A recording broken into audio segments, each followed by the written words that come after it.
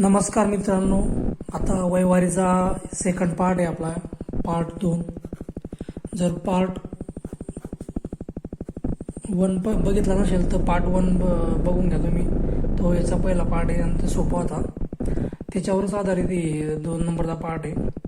चला आपण आता उदाहरण बघू. ए बी सी यांच्या वयाचे गुणोत्तर आपल्याला 2, 3, 4 आहे. तर बीचे वय 15 आहे.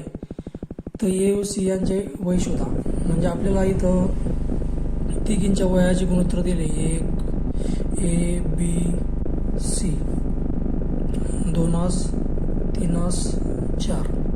तर आपल्याला त्यांना बीचे वय दिले. हे बीचे वय 15 आहे, 15 वर्ष. तर या 15ला 3 भागून घ्यायचं, तेव्हा आपल्याला सरासरी म्हणजे ते गुणोत्तराचं जे इथं संख्या असेल ते मिळेल. 5. या 5 या दोघी संख्येला एला पण गुण्याचं व सीला पण गुण्याचं, तेव्हा आपल्याला यांचे वयाचे वय कळेल. तर 5 दुनी 10, एचं वय आहे 10 वर्ष व सी 5 चोक 20 वर्ष. म्हणजे एचे वय 10 वर्ष आणि सीचे वय 20 वर्ष आपल्याला कळालं. त्याचप्रकारे हे पण तसेच उदाहरण आहे. ए बी सी यांच्या वयाचे गुणोत्तर आपल्याला ए बी सी 2 5 4 आहे. तर बीचे वय आपल्याला 20 वर्ष दिले, याचे वय 20 वर्ष दिले. तर आपल्याला 5ने 20ला भागून घ्यायचं. 5 चोक 20, रेशो आला आपला 4. या 4ने याला 4ला गुणायचं, याला 4ने गुणायचं. तर याचं उत्तर आलं 8 आणि सीचं उत्तर आलं 16. म्हणजे याचं 16 आणि 8. तर आपल्याला एचं आणि सीचं सांगितलं 8 आणि 16. हे 4 नंबरचा पर्याय बरोबर आहे. तसंच खालचं उदाहरण बी सुद्धा त्याच पद्धतीवर आहे. या तिघीचं आपल्याला गुणोत्तर दिले.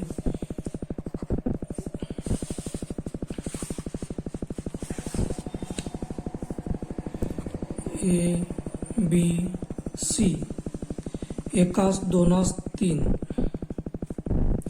तर आपल्याला बीचं वय दिलं त्यांना 34. या रेशोनं बीच्या 2च्या रेशोनं 34ला भागून घ्यायचं, 17 आलं. या 17नं याला 3 लागून यायचं, 1 लागून यायचं. याचं वय काय 1 गुणिले 17 वर्ष व 3 17 त्रिक 51 वर्ष.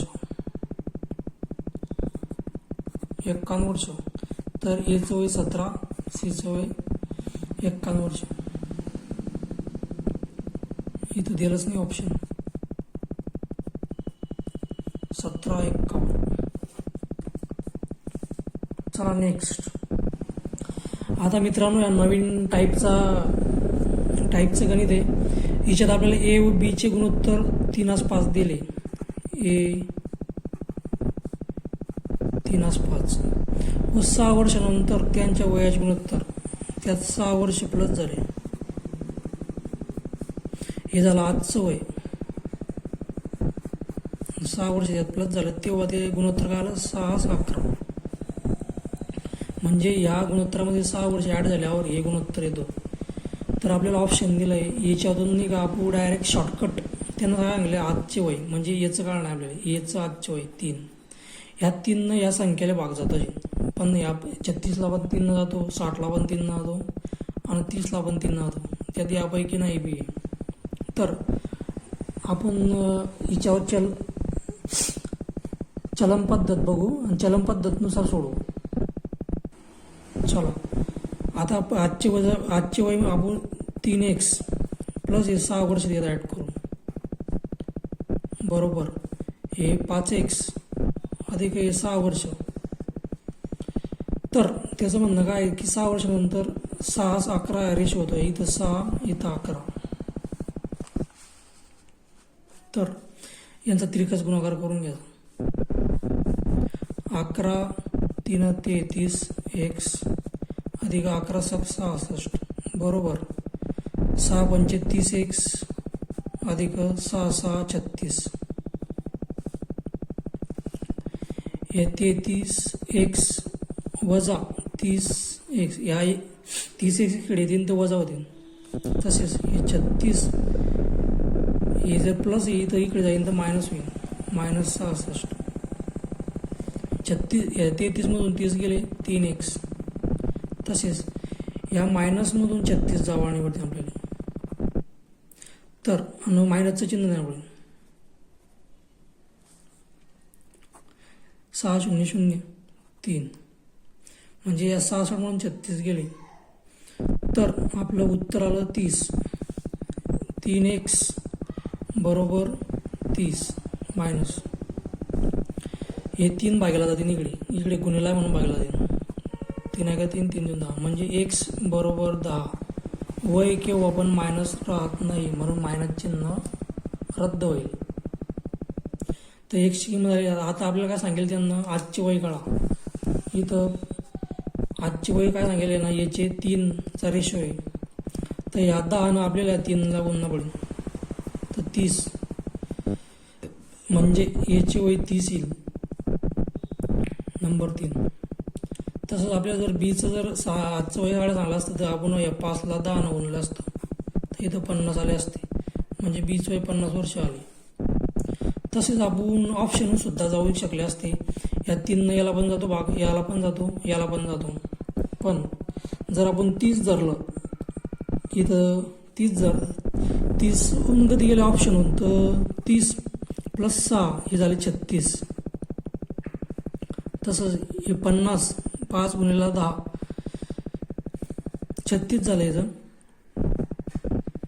आणि याचं 50 याच्यात 6 मिळवले, हे झाले 56 आणि हे 36. आता यांचं जर आपण गुणोत्तर काढलं, 36 आणि 56चं गुणोत्तर काढलं तर आपल्याला गुणोत्तर येतं 6 11, म्हणजे याला पण 6 भाग जातो आणि याला पण 6 भाग दिला तर 11 येतो, म्हणजे 6 वर्षानंतर 6 11 होईल.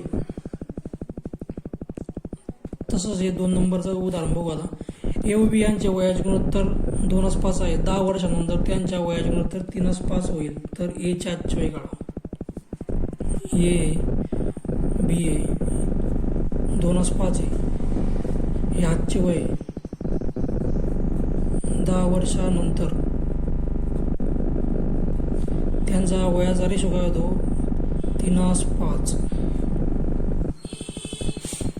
तर हे इथं आपण याचे 2x मानू आणि 10 वर्ष इथं ॲड करू. तसेच 5x मानू प्लस हे 10 वर्ष ॲड करू 10 वर्षानंतर, तर त्यांचं गुणोत्तर काय होतं आहे 3:5. यांचा तिरकस गुणाकार केला, 5 दुनी 10x अधिक 5 5 50 बरोबर 5 ते 15x अधिक 30 3 10 30. तसेच हे 10x इकडे 15x होतील, इकडे प्लस हे प्लस इकडे मायनस होतील, बरोबर. हे 30 इकडे जातील तर मायनस होतील 50. तर यांची जर वजाबाकी गेली -15 मधून +10 गेले तर -5 राहतात 5x बरोबर. -50 मधून +30 गेले तर -20, मायनस गेलं. आता x बरोबर 20 भागिले 5, 5 1 5 5 चौक 20, म्हणजे तो x बरोबर आहे x बरोबर 4. तर आपल्याला काय सांगितले की याचे आजचे वय काढा. आता याचं गुणोत्तर काय आहे, आजच्या वयाचं काय आहे, आपण आजचे वय इथं आहे 2:4, याला 4 न गुणू झाले 8, म्हणजे याचे आजचे वय 8 वर्ष आहे, यापैकी नाही 4 पैकी. आणि याचं वय याला पण 4 न गुणलं तर 20, म्हणजे याचं आजचं वय 20, याचं आजचं वय 8 8 आणि 20 त्यांचा रेशो. आणि याच्यात जर 10 वर्ष ॲड केले म्हणजे याचं 30 होईल, 30 वय येईल 10 वर्षानंतर, याचं 10 वर्षानंतर 18 येईल. हे 18 आणि 30चा रेशो बरोबर 3:5 आहे का बघून घ्या, म्हणजे याला 6 न भाग गेला तर 3 उरता, याला बी 6 न भाग गेला तर 5 उरता. म्हणजे आपलं उदाहरण बरोबर आहे. म्हणजे जे आपण काढलं 8, याच्या ठिकाणी 8 ते बरोबर आहे आपलं. चला आता नेक्स्ट उदाहरण बघू आपण. इथं 3 भावाच्या आजच्या वयाची बेरीज 42 वर्ष आहे. इथं आपल्याला 3 भावाची बेरीज 42 वर्ष आहे. 3 भावाच्या आजच्या वयाची बेरीज 42. हे आजचे वय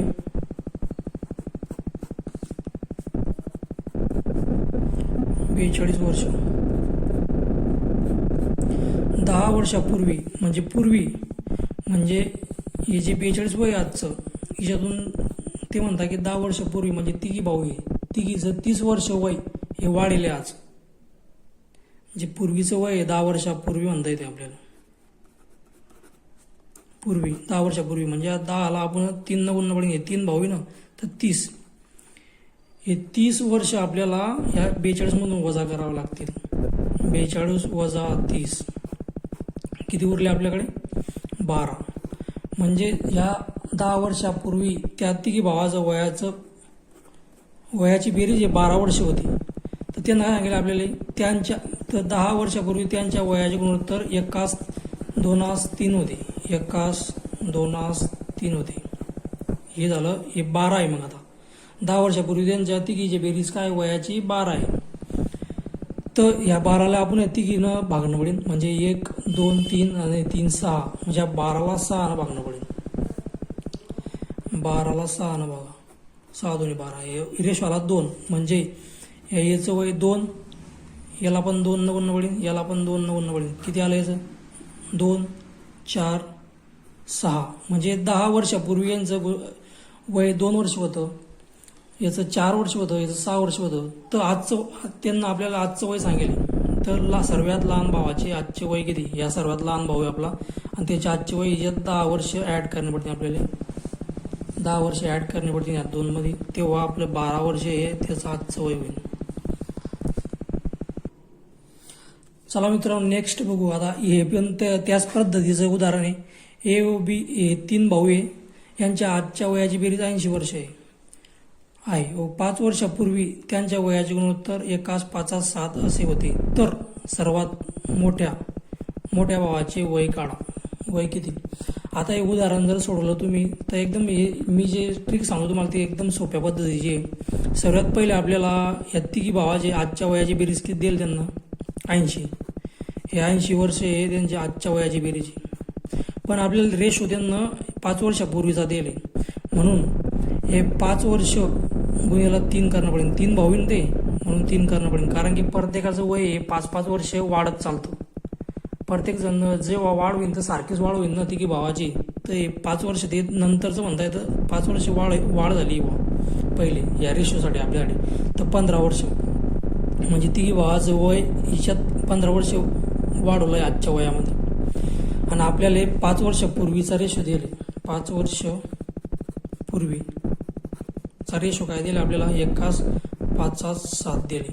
जर हे काढणं असेल तर आपल्याला या 80 मधून 15 वर्ष वजा करावे लागतील. 80 मधून 15 गेले 10, 2 5 गेले 5, 8 2 2 गेले 6. म्हणजे जो 5 वर्षापूर्वीचा रेशो राहील त्यांचा, तर त्यांचं वयाची बेरीज ही 65 वर्ष आहे 5 वर्षापूर्वी. तर आपल्याला सर्वात मोठ्या भावाचं सांगितले.